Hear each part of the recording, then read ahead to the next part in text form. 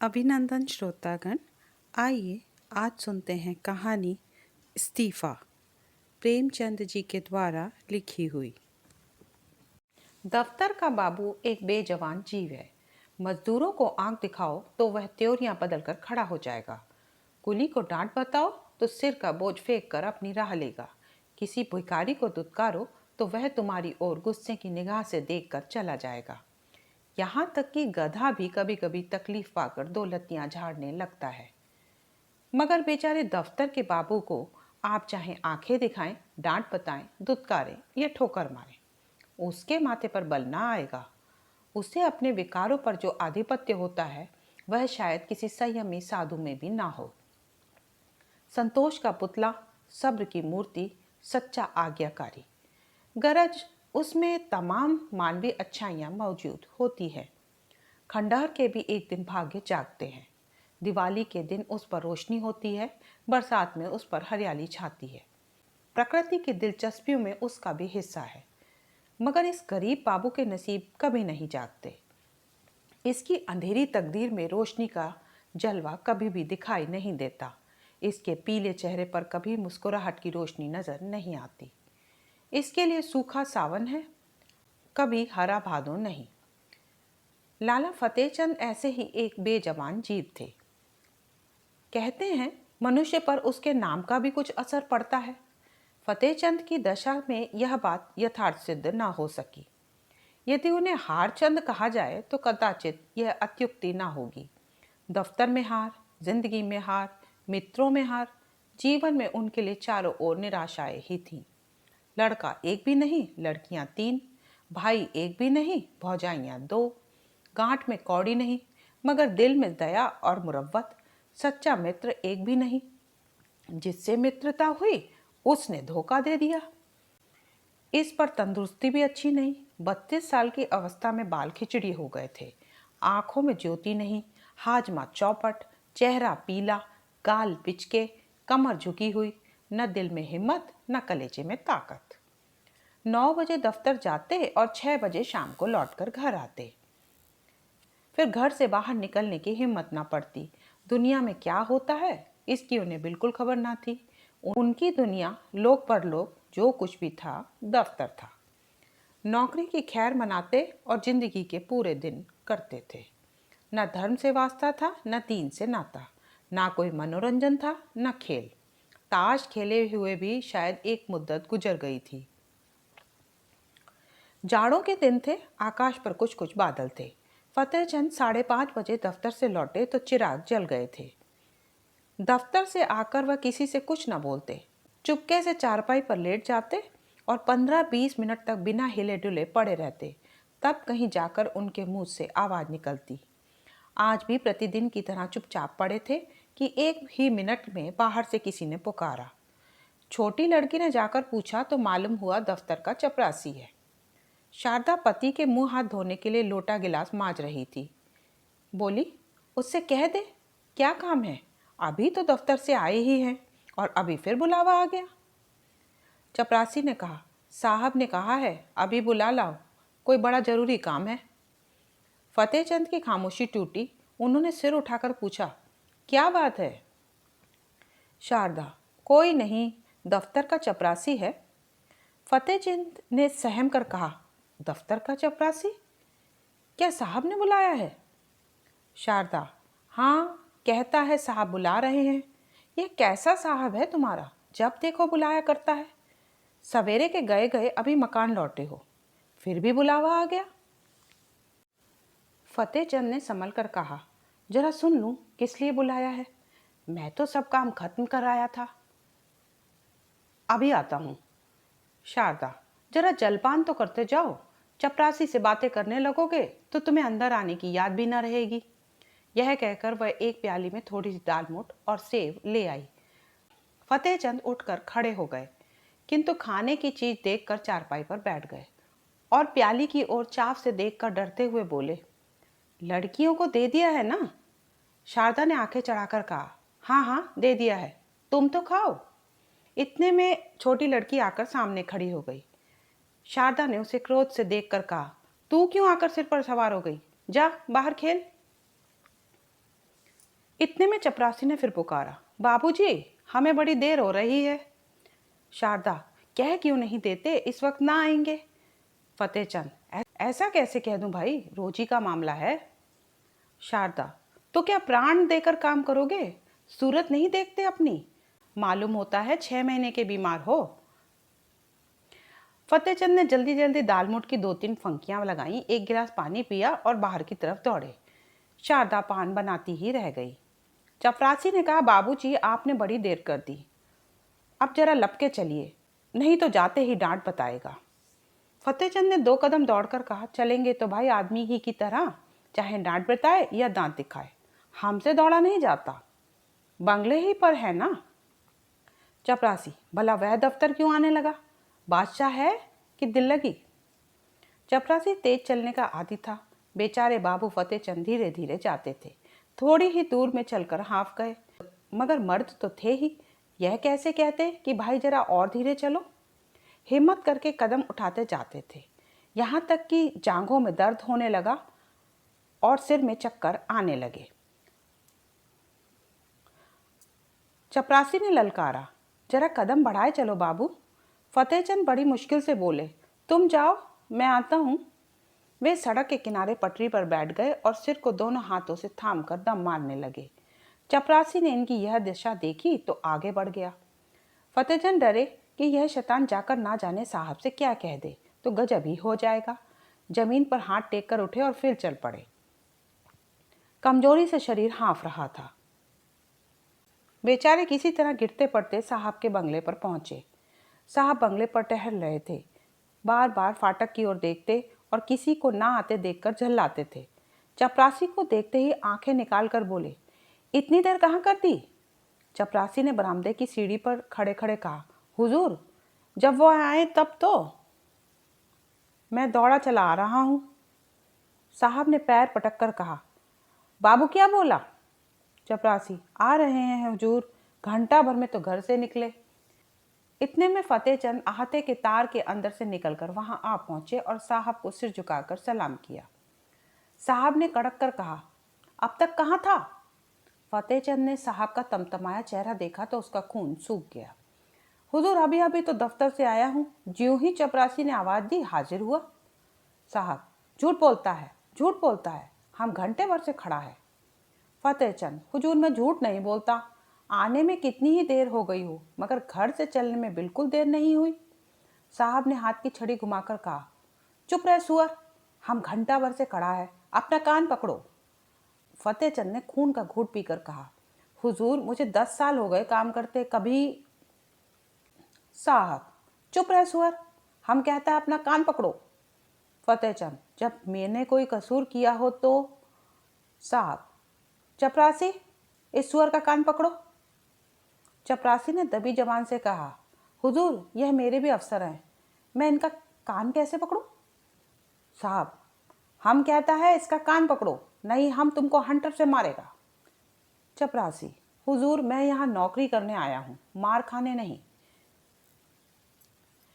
मैं भी इज्जतदार आदमी हूँ, हुजूर अपनी नौकरी ले लें, आप जो हुक्म दें वह बजा लाने को हाजिर हूँ, लेकिन किसी की इज्जत नहीं बिगाड़ सकता। नौकरी तो 4 दिन की है, 4 दिन के लिए क्यों जमाने भर से बिगाड़ करें? साहब अब क्रोध को और न बर्दाश्त कर सके, हंटर लेकर दौड़े। चपरासी ने देखा यहाँ खड़े रहने में खैरियत नहीं है तो भाग खड़ा हुआ। फतेहचंद अभी तक चुपचाप खड़े थे। साहब चपरासी को ना पाकर उसके पास आया और उनके दोनों कान पकड़कर हिला दिया। बोला, तुम सुअर, गुस्ताखी करता है, जाकर ऑफिस से फाइल लाओ। फतेहचंद ने कान सहलाते हुए कहा, कौन सा फाइल? तुम बहरा है, सुनता नहीं, हम फाइल मांगता है। फतेहचंद ने किसी तरह दिलेर होकर कहा, आप कौन सा फाइल मांगते हैं? साहब, वही फाइल जो हम मांगता है, वही फाइल लाओ, अभी लाओ। बेचारे फतेहचंद को अब और कुछ पूछने की हिम्मत ना हुई। साहब बहादुर एक तो यूं ही तेज मिजाज थे, इस पर हुकूमत का घमंड और सबसे बढ़कर शराब का नशा। हंटर लेकर पिल पड़ते तो बेचारे क्या कर लेते। चुपके से दफ्तर की तरफ चल पड़े। साहब ने कहा, दौड़कर जाओ, दौड़ो। फतेहचंद ने कहा, हुजूर, मुझसे दौड़ा नहीं जाता। साहब, ओ, तुम बहुत सुस्त हो गया है, हम तुमको दौड़ना सिखाएगा, दौड़ो।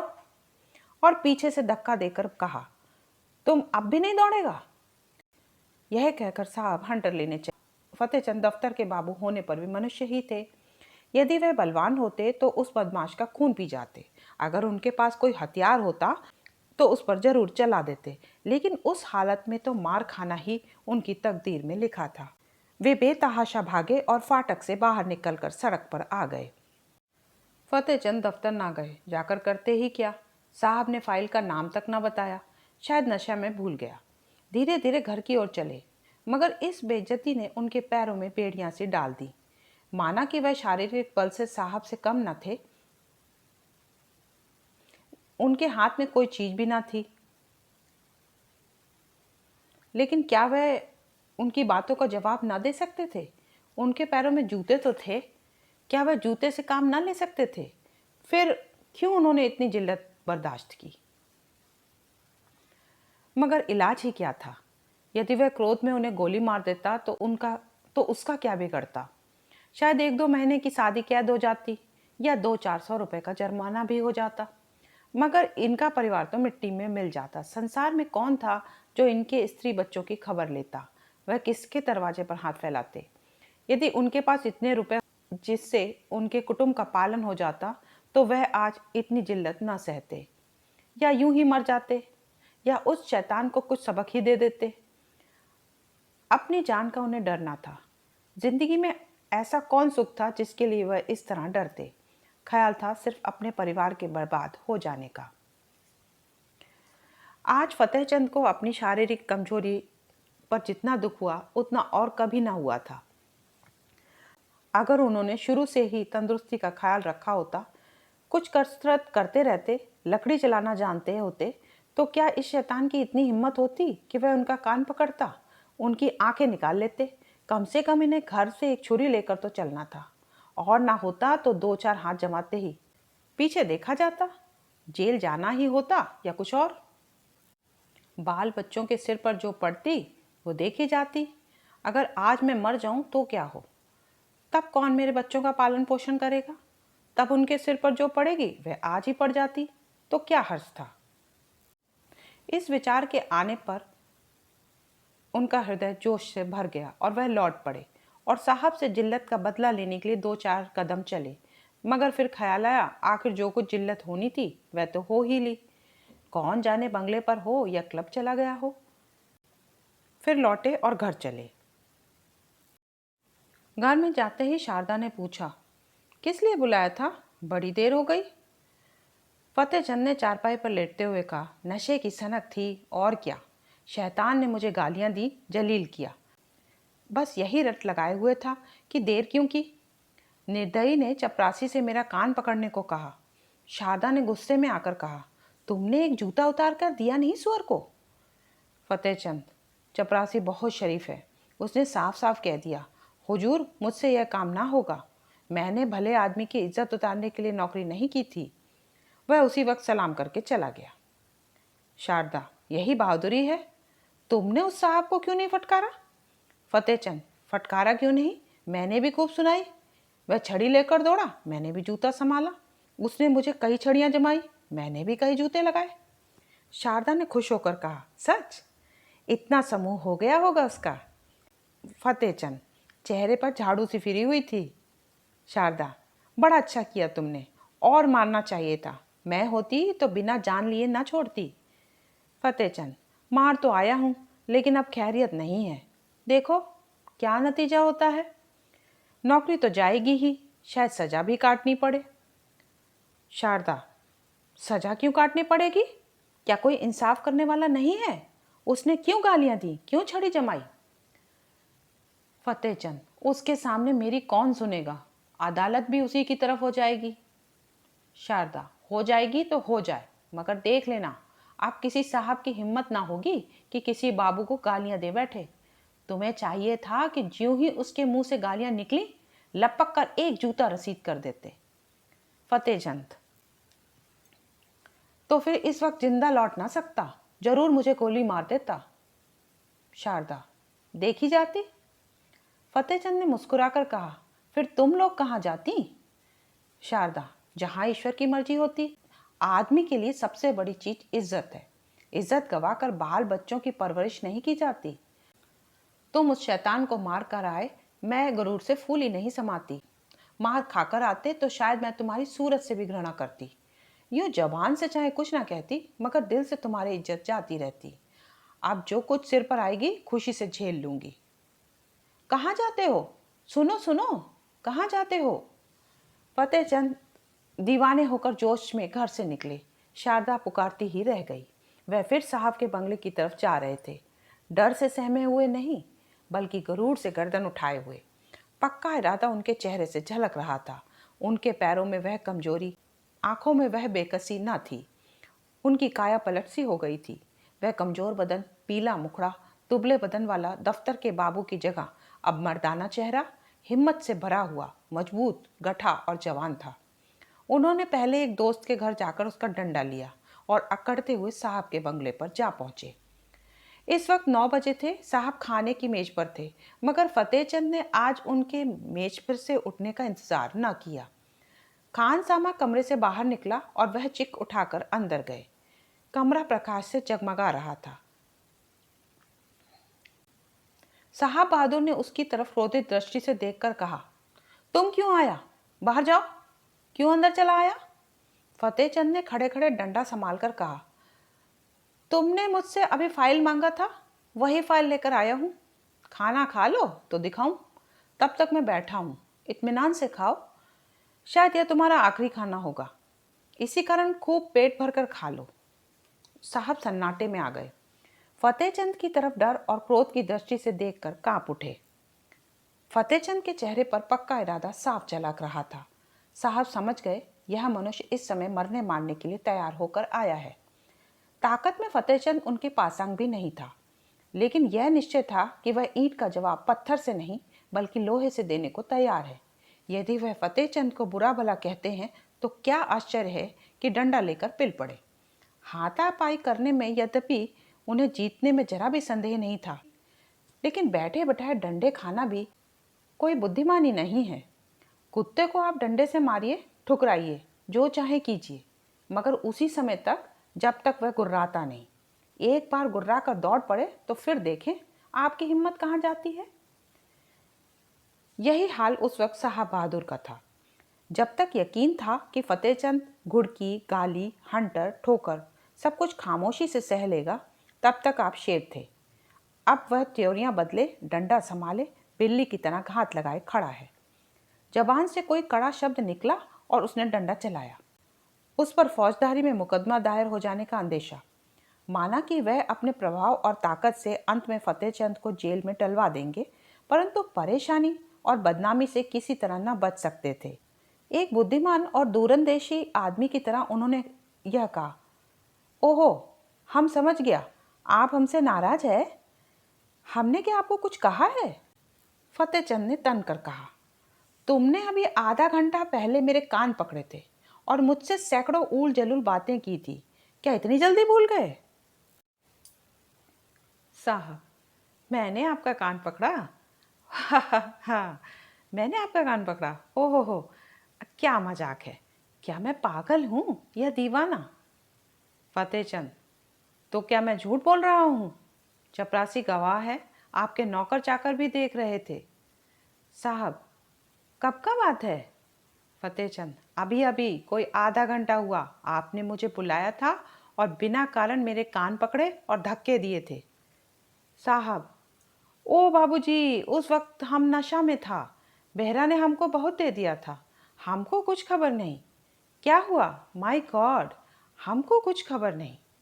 फतेहचंद, नशे में अगर तुमने मुझे गोली मार दी होती तो क्या मैं मर न जाता? अगर तुम्हें नशा था और नशे में सब कुछ मुआफ है, तो मैं भी नशे में हूँ। सुनो मेरा फैसला, या तो अपने कान पकड़ो कि फिर कभी किसी भले आदमी के संग ऐसा बर्ताव ना करोगे, या मैं आकर तुम्हारे कान पकड़ूंगा। समझ गए कि नहीं? इधर उधर हिलो नहीं। तुमने जगह छोड़ी और मैंने डंडा चलाया, फिर खोपड़ी टूट जाए तो मेरी खता नहीं। मैं जो कुछ कहता हूँ वह करते चलो। पकड़ो कान। साहब ने बनावटी हंसी हंसकर कहा, वेल बाबूजी, आप बहुत दिल लगी करता है। अगर हमने आपको बुरा बात कहा है तो हम आपसे माफ़ी मांगता है। फतेहचंद ने डंडा तौलकर कहा, नहीं, कान पकड़ो।